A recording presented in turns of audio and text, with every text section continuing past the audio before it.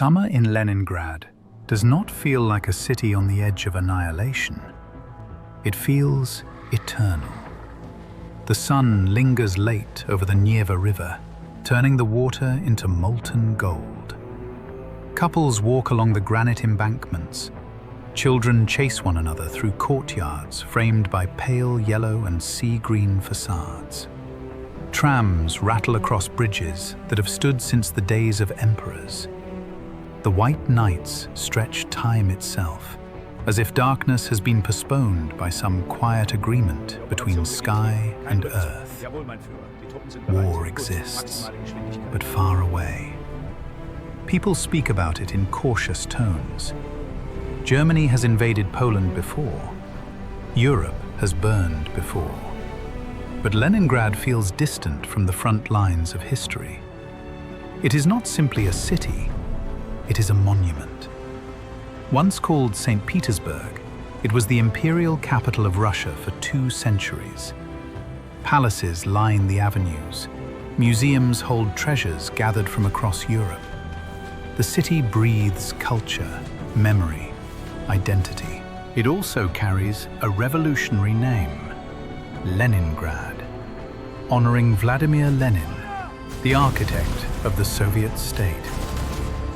To its people, the city is sacred. To Adolf Hitler, it is something else entirely. When Operation Barbarossa begins on June 22, 1941, it is not merely a military campaign. It is an ideological crusade.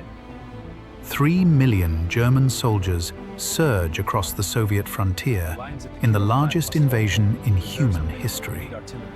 Panzer divisions slice through defenses with mechanical precision. Aircraft blacken the sky. Entire Soviet armies are encircled within weeks. The speed is terrifying. Reports arrive in fragments at first. Minsk has fallen, then Smolensk. Columns of refugees begin appearing on roads leading east, carrying bundles tied in cloth, pushing carts filled with whatever can be saved. They speak of air raids, of villages burning, of soldiers retreating in chaos. Still, in Leningrad, factories continue production. Shipyards along the Baltic hum with activity.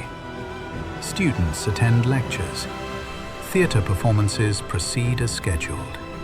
Newspapers publish confident headlines about counteroffensives. The city convinces itself that the storm may yet pass north of it. But maps do not lie. German Army Group North drives relentlessly through the Baltic states. Estonia collapses. Latvia falls. Lithuania is consumed. Soviet defenses disintegrate under coordinated assaults from armor and air power. The German objective becomes increasingly clear. Seize Leningrad, link with Finnish forces advancing from the north, and remove the city from existence. There is no ambiguity in the orders coming from Berlin. Hitler does not want to occupy Leningrad. He does not want to administer it. He does not want to feed its population. The city is to be surrounded, starved, and erased. Its inhabitants, nearly 3 million civilians, are considered an obstacle, not a responsibility. In August 1941, the sound of artillery begins to echo faintly in the distance. Mobilization accelerates. Civilians dig anti-tank trenches in parks and open fields. Women and teenagers haul sandbags. Barricades rise across major intersections. Statues are wrapped in protective coverings. Priceless museum artifacts are packed into crates and sent eastward when possible. The city transforms itself into a fortress almost overnight. But fortresses require supply lines, and those lines are narrowing. On September 8, 1941, German forces capture the town of Schlisselburg on the southern shore of Lake Ladoga. With that single movement, The last land connection between Leningrad and the rest of the Soviet Union is severed. The ring closes. There is no grand announcement, no trumpets signaling the beginning of a siege. Only the quiet realization that trains will no longer arrive from the east, that roads are cut, that the city is alone. At first, the situation feels temporary. Authorities assure residents that counterattacks are imminent. Warehouses still contain reserves. Bread is rationed, but not yet drastically. Many believe the Red Army will break the encirclement within weeks. They do not yet understand the nature of what has begun. This is not a battle designed for quick victory. It is arithmetic. How much food remains within the city limits? How many people must consume it each day? How long before the numbers no longer add up? Ration cards are introduced quickly. Workers in heavy industry receive larger portions. Office employees and dependents receive less.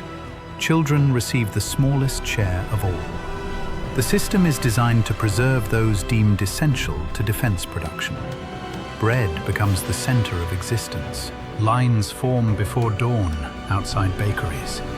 People wait for hours in silence, clutching ration cards like passports to survival. The loaves grow smaller over time.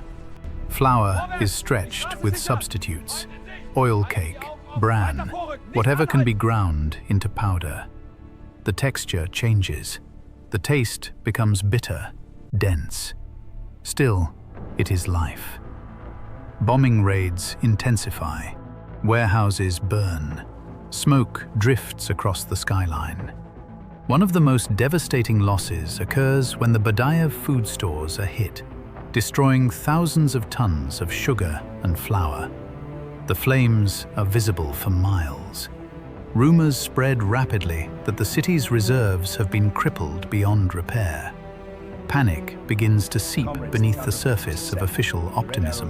Autumn arrives with rain and falling leaves. The temperature drops steadily. Fuel is scarce. Electricity flickers. Transportation slows. Every logistical weakness deepens the crisis. Yet factories continue operating. Tanks are assembled. Ammunition is shipped to defensive positions around the perimeter. The war outside the city does not pause simply because the city is starving. By November, ration cuts become severe. Bread allocations are reduced again and again. The numbers are no longer abstract. They are measured in grams. 125 grams per day for many civilians. A small slice, thin enough to rest on the palm of a hand. Hunger sharpens into something physical and immediate. It is no longer discomfort. It is not even pain. It is a hollowing. Cheeks sink, hands tremble. People move more slowly, conserving energy instinctively. Conversations revolve around food remembered from before the war. Potatoes with butter, cabbage soup, black bread fresh from the oven. Bombs continue to fall, but they are no longer the greatest fear. The cold arrives early that winter. Pipes freeze solid. Water must be collected from holes hacked in the ice of the Neva. Public transport ceases entirely. Apartments turn into unheated chambers of frost. Families burn furniture piece by piece, chairs, tables, bookshelves, feeding small iron stoves that barely warm the air. Starvation changes the rhythm of the city. First, there are isolated deaths. An elderly man found collapsed near a bakery, a factory worker who does not return home. Then the numbers accelerate. Hospitals begin recording cases of alimentary dystrophy, the clinical term for starvation. Muscles waste away. Edema swells limbs. Skin tightens over bone. Bodies appear on sidewalks in the early mornings. At first, they are collected quickly, but as weeks pass, there are too many. Sleds replace hearses. The ground is frozen so deeply that graves must be blasted open or hacked with pickaxes. Families sometimes leave the dead in stairwells, lacking strength to carry them farther. The city grows quieter, not because artillery stops, it does not, but because hunger consumes sound itself. Voices weaken, arguments fade. The simple act of walking becomes exhausting. Thought narrows to a single question repeated endlessly. Where is the next piece of bread? Black markets emerge despite strict penalties. Theft of ration cards becomes a death sentence.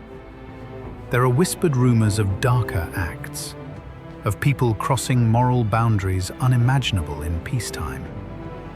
In a city pushed beyond endurance, survival begins to erode certainty about right and wrong. And still, surrender is never formally considered. The reasons are complex. Fear of what German occupation would bring. Loyalty to the Soviet state. Propaganda reinforcing endurance. Pride. Desperation.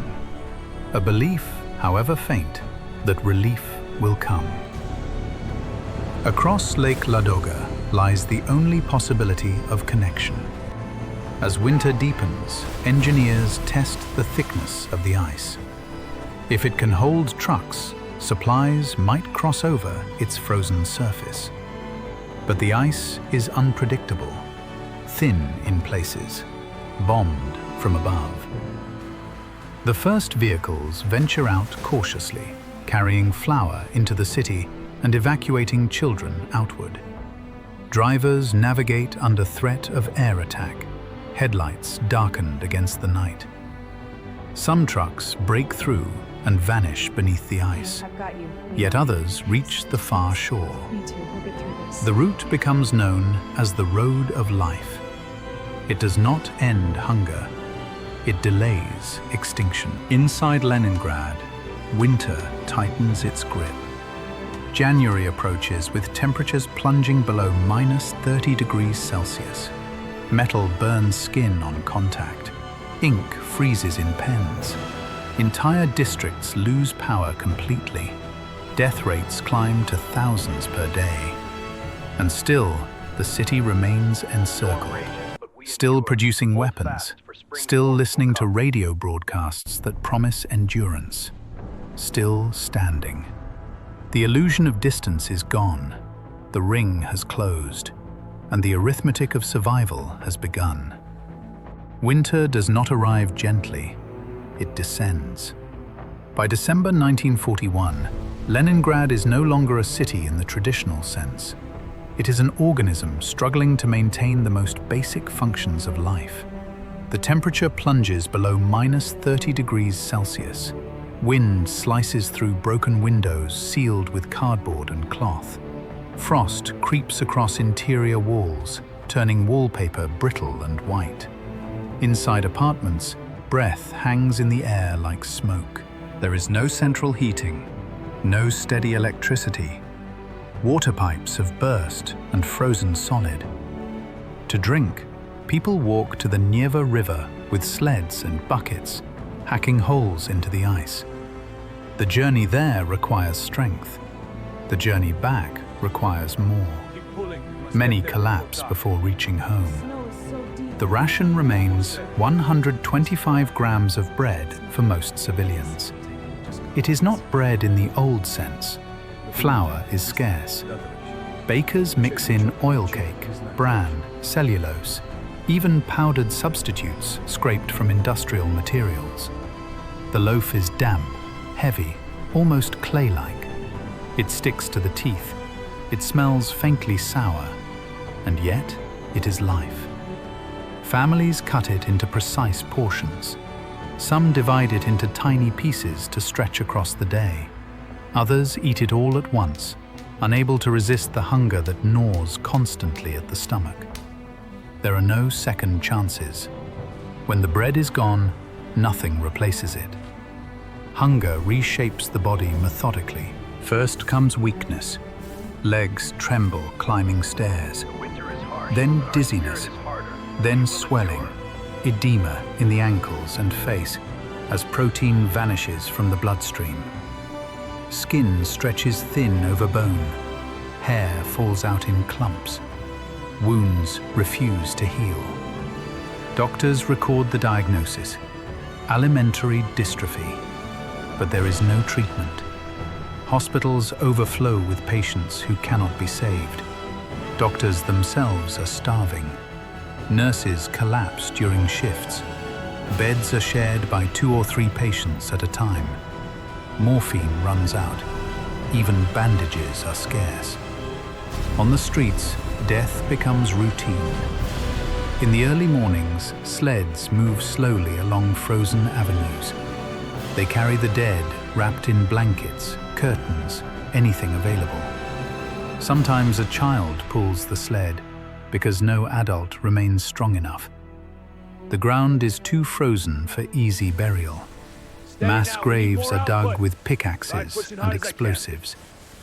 There are days when the number of deaths reaches thousands. Entire apartment buildings fall silent.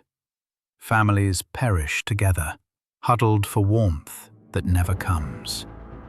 In diaries later recovered, entries grow shorter over time. Words become sparse, dates blur, sentences trail off.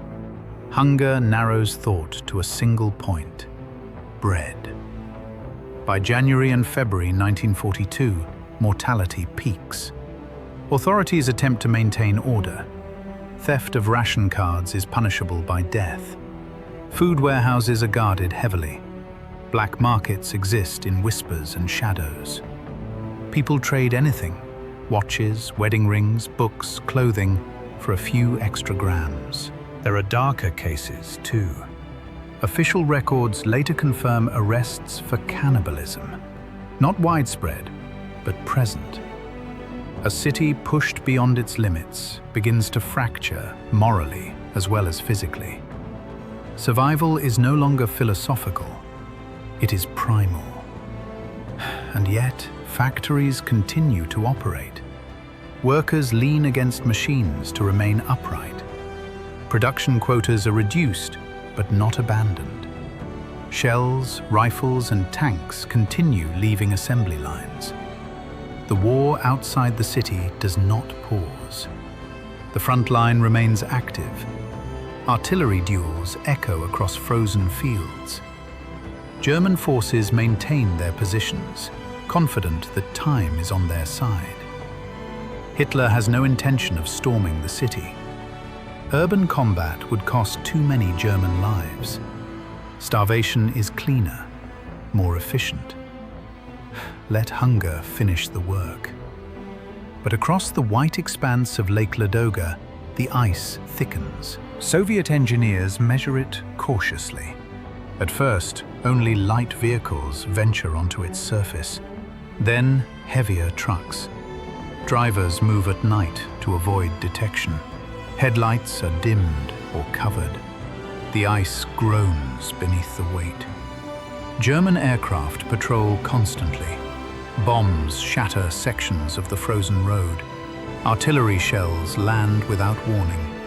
Some trucks disappear into black water when weak patches give way. The drivers know the risks. They go anyway. Each truck that reaches Leningrad carries flour, grain, sometimes fuel. Not enough to restore health, enough to slow death. Returning vehicles carry children, pale, silent, bundled in layers of thin clothing. Evacuation becomes a painful necessity. Parents lift sons and daughters onto trucks with trembling hands, uncertain if they will ever meet again. The route becomes known as the Road of Life. It is not a highway of abundance, it is a thread, fragile, constantly threatened, but real. Rations increase slightly for certain categories in late winter. Workers essential to defense receive more than 125 grams. The difference between 125 and 250 grams is enormous in a starving body. It means the possibility of standing without fainting, of walking without collapse.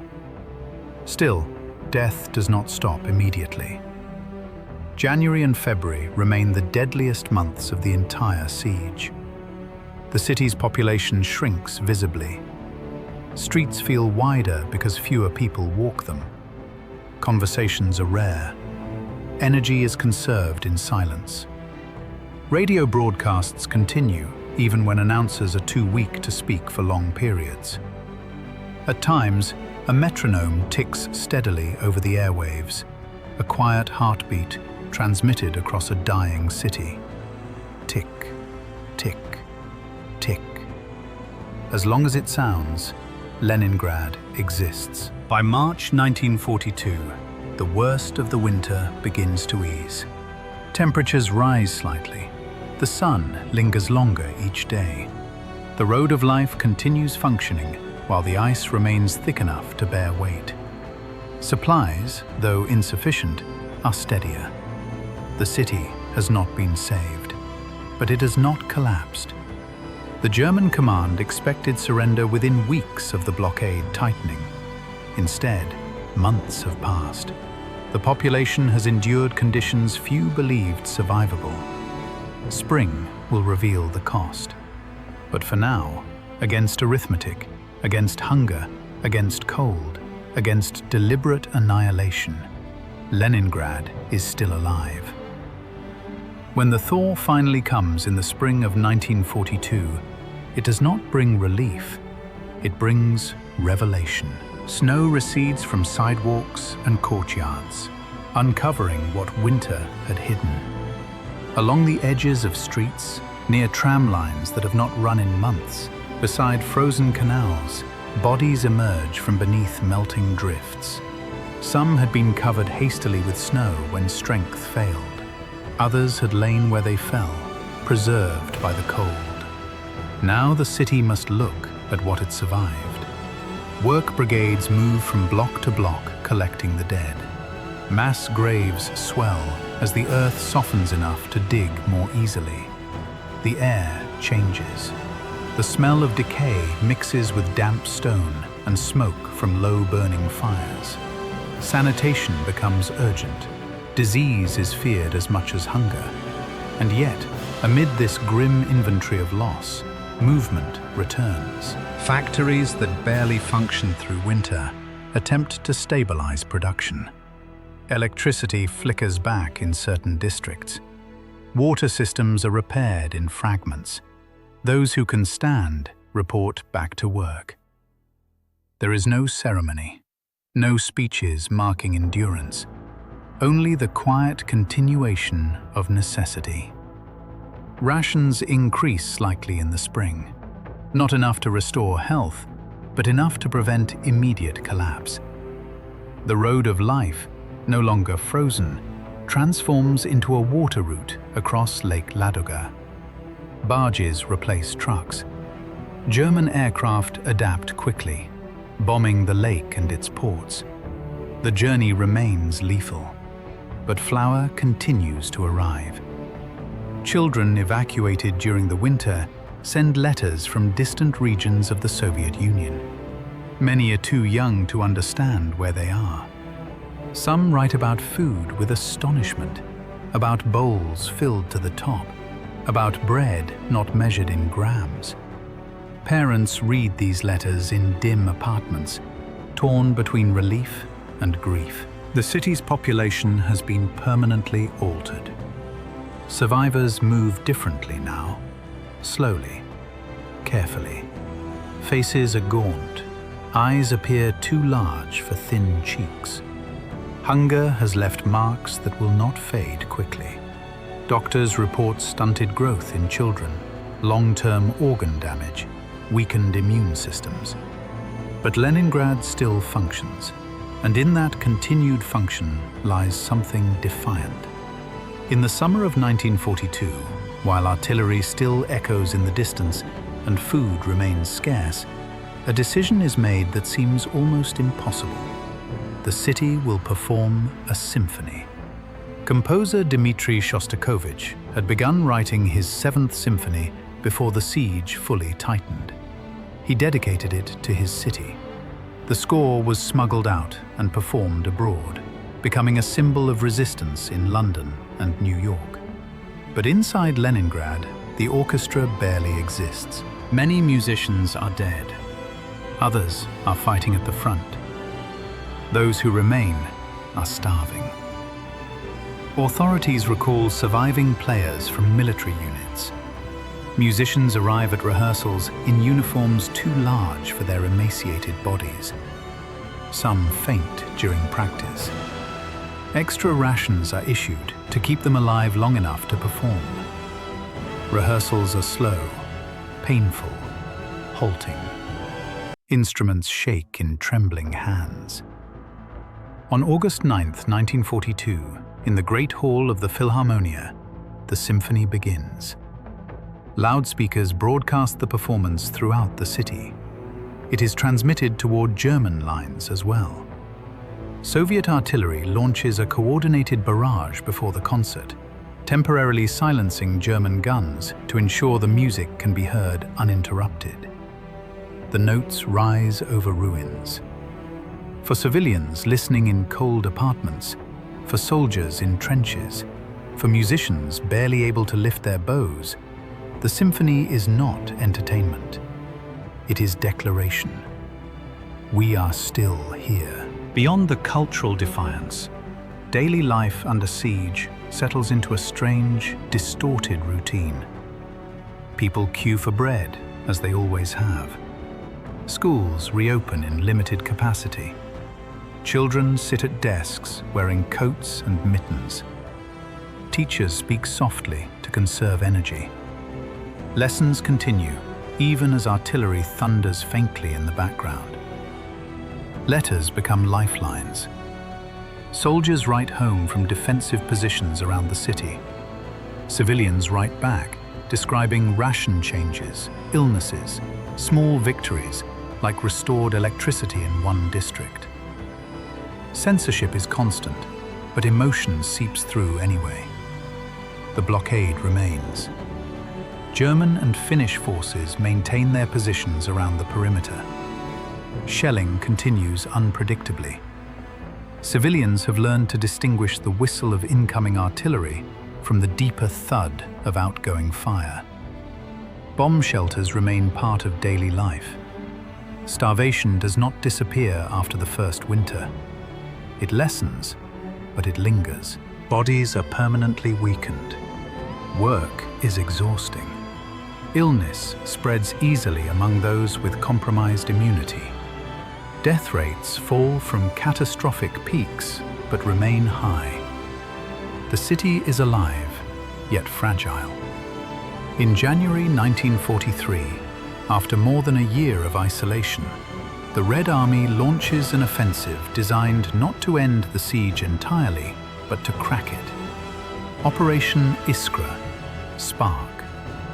The objective is precise. Break through German lines along the southern shore of Lake Ladoga and open a land corridor into Leningrad. The fighting is brutal. Soviet forces attack fortified positions through forests and frozen marshland. Casualties are immense. German defenses are deeply entrenched. Artillery duels shake the earth for days.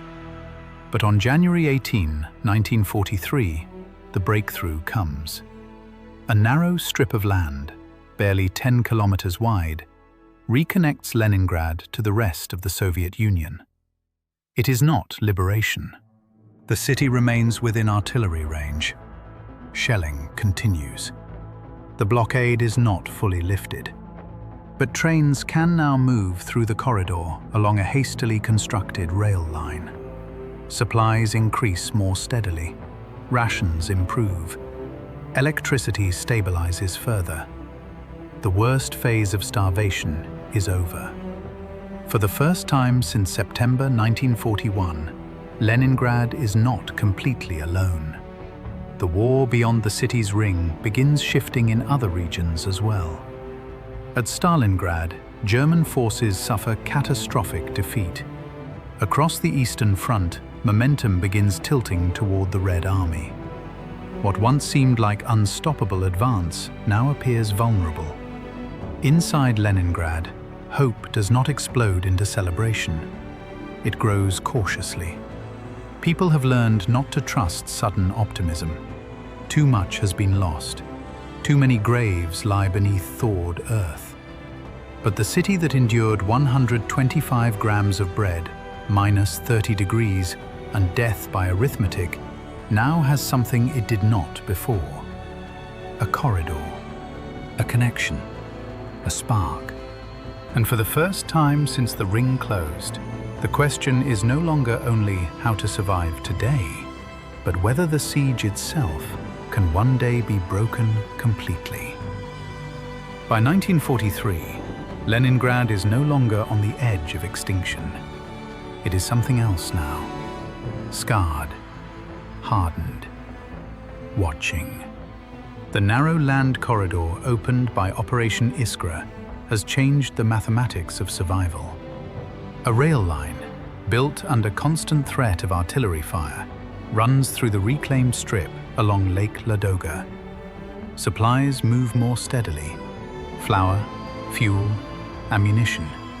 Not in abundance, but in continuity. Continuity is power. Rations improve gradually, not to pre-war levels, not even close, but enough that starvation is no longer the dominant force governing every waking thought. Factories stabilize production. Power plants function more reliably. Schools reopen more fully. Hospitals still struggle, but they are no longer overwhelmed by tens of thousands dying each month. And yet, the siege is not over. German artillery still reaches into the city. Shells land unpredictably in residential districts. Civilians have learned to identify the incoming whistle in a fraction of a second, to freeze, to drop, to calculate whether the sound means impact nearby or somewhere else.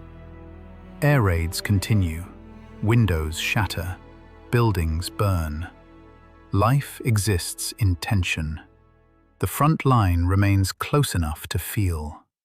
But the broader war is shifting dramatically. In February 1943, far to the south at Stalingrad, the German Sixth Army surrenders. The myth of invincibility fractures. Across the Eastern Front, the Red Army begins pushing westward with growing confidence. Industrial output deep in Soviet territory increases. Reinforcements arrive in numbers once unimaginable during the desperate days of 1941. Inside Leningrad, people follow these developments closely. Newspapers emphasize victories. Radio broadcasts speak with renewed conviction. The city, once abandoned to starvation, is now part of a larger counter-offensive. Still, 1943 is not a year of dramatic liberation for Leningrad. It is a year of endurance transformed into preparation. The Red Army strengthens positions around the city. Artillery batteries multiply. Defensive lines are reinforced not just to hold, but to eventually push outward. Soldiers who survived the first winters are no longer merely defending. They are studying terrain, calculating future advances. Civilians contribute to this transformation. Factories increase production of artillery shells and small arms. Women continue working in heavy industry, many having replaced men lost to combat or starvation. Teenagers, now older than their years, assist in workshops and supply depots. The city has adapted to siege conditions with unsettling efficiency. But beneath this adaptation lies exhaustion. survivors carry invisible damage. Long-term malnutrition weakens hearts and lungs. Psychological trauma lingers in quiet moments. Memories of frozen bodies, of empty stairwells, of family members who did not survive the winter of 1941-42. Entire generations have been reshaped by hunger, and yet they remain. By late 1943, Soviet command begins preparing for something decisive. The objective is no longer to maintain a corridor. It is to break the ring completely. German forces around Leningrad are no longer as strong as they once were. Resources are stretched across multiple fronts. Defensive positions remain formidable, but momentum has shifted. The Red Army has learned from earlier failures. Coordination between artillery, infantry, and armor improves significantly. In January 1944, the long-awaited offensive begins. Massive artillery barrages shake the earth around the city. Thousands of guns fire in coordinated waves, targeting German fortifications that have stood for more than 2 years. The sky flashes continuously. The ground trembles, as if the city itself is exhaling after holding its breath for 872 days. Soviet forces advance from multiple directions. The fighting is fierce. German troops resist stubbornly, retreating only when positions become untenable. Forests and frozen marshes once again become battlegrounds. But this time, the momentum is irreversible. Line by line, the German siege perimeter collapses. By January 27, 1944, the blockade is officially lifted. The ring that closed in September 1941 no longer exists. That night, fireworks light the sky over Leningrad. It is not a triumphant spectacle of untouched grandeur. The city beneath those bursts of light is scarred, thinned, altered beyond recognition. Buildings bear shrapnel wounds. Entire districts stand partially empty. The population is a fraction of what it once was, but it stands. Of the nearly 3 million civilians trapped when the siege began, historians estimate that around 1 million died, most from starvation. Exact numbers are impossible to calculate. Records were lost. Families vanished entirely. Names disappeared with them. The cost is incalculable. Children who survived are stunted in growth. Adults carry chronic illness. Psychological scars will echo for decades. Diaries recovered from the siege, like those of young girls who recorded the deaths of each family member one by one, become quiet testaments to suffering too immense for numbers alone. For Nazi Germany, the failure to take Leningrad becomes part of a larger unraveling across the Eastern Front. The strategy of annihilation through starvation did not produce surrender. The city did not collapse as predicted. For the Soviet Union, Leningrad becomes a symbol, not of flawless victory, but of endurance beyond comprehension. The siege lasted 872 days. It was not defined by a single dramatic charge or decisive duel. It was defined by bread measured in grams, by sleds carrying the dead, by trucks crossing fragile ice, by music rising over ruins, by artillery that never quite silenced the city. When the final German guns fall out of range in 1944, Leningrad does not roar with celebration. It exhales, slowly. The city that was meant to be erased remains on the map, scarred, grieving, but alive. When the guns fall silent around Leningrad, the silence feels unfamiliar. For 872 days, sound meant survival or danger. Artillery, sirens, aircraft, the crack of distant rifles. Now, in early 1944, there are moments when the city hears only wind moving between damaged buildings. Liberation does not erase what happened. It reveals it fully. Investigators begin documenting the toll almost immediately. Mass graves are measured. Hospital records are gathered. Factory attendance logs are compared to pre-war numbers. The statistics are staggering. Hundreds of thousands dead from starvation alone. Some estimates will later approach 1 million civilian deaths. But numbers fail to explain what that means. It means apartment buildings where only one door opens now, instead of 10.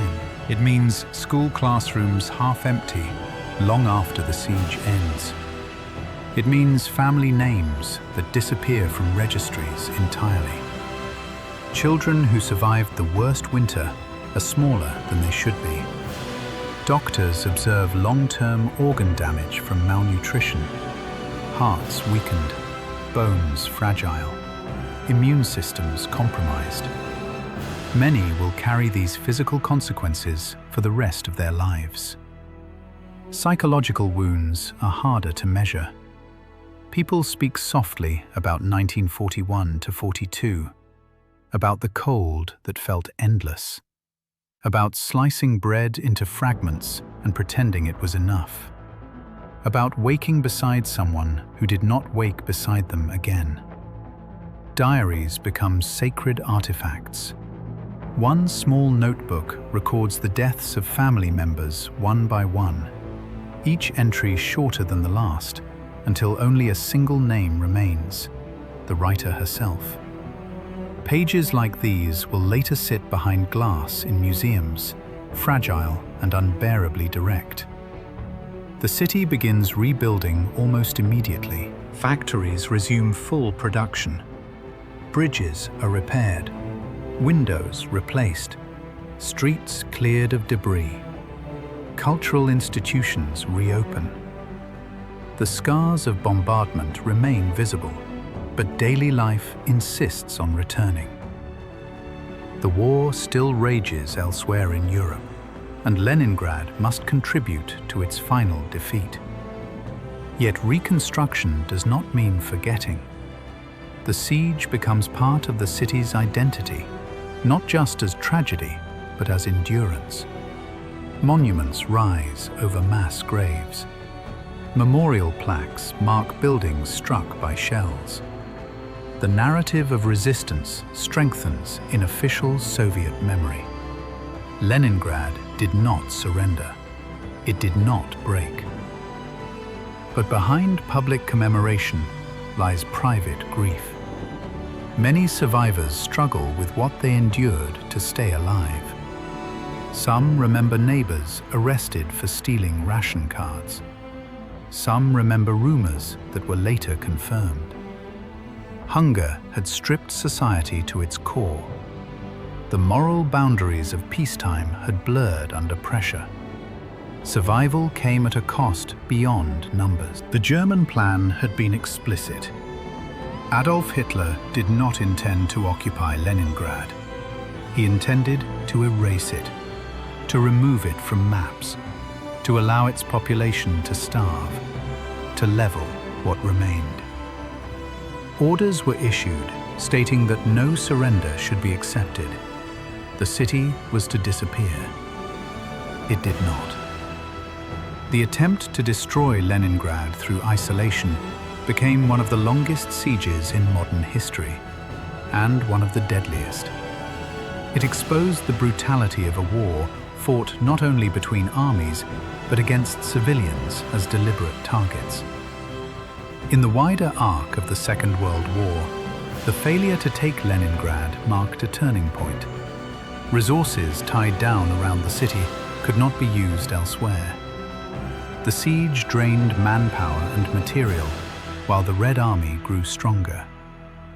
What was meant to be swift annihilation became prolonged resistance. Memory, in this case, outlived intention. The city eventually regained its historic name, Saint Petersburg, after the fall of the Soviet Union. But the word Leningrad remains inseparable from those 872 days. It signifies something specific, a period when starvation became a weapon, when winter became an ally of destruction, and when civilians stood at the center of military strategy. Today, visitors walk along the Neva River unaware, at first glance, of how close this place came to vanishing. The facades are restored. The bridges open and close on schedule. Cafes hum with conversation. Life appears ordinary. But beneath the streets lie graves. Beneath the restored walls linger echoes of artillery. And in the city's collective memory, there is still the sound of a metronome, once broadcast over silent airwaves. A steady ticking that told the population they were not alone. Tick, tick, tick. It was never loud. It did not stop hunger. It did not warm frozen apartments. But it marked time. And as long as time was being marked, the city existed. Empires have risen, believing themselves permanent. Armies have marched with confidence that resistance would collapse quickly. Plans have been drawn for erasure, for wiping entire populations from history. Leningrad stands as proof that erasure is not so simple. A city reduced to 125 grams of bread. A population cut off from the world. A winter designed to finish what bombs began. And yet it remained, not untouched, not unchanged, but unextinguished. In the end, the siege is remembered not only as a military event, but as a human one. It asks uncomfortable questions about endurance, about what survival demands, about the thin line between civilization and desperation. It reminds us that destruction can be calculated in tons of artillery shells, in kilometers of encirclement, in grams of bread. But survival cannot always be predicted.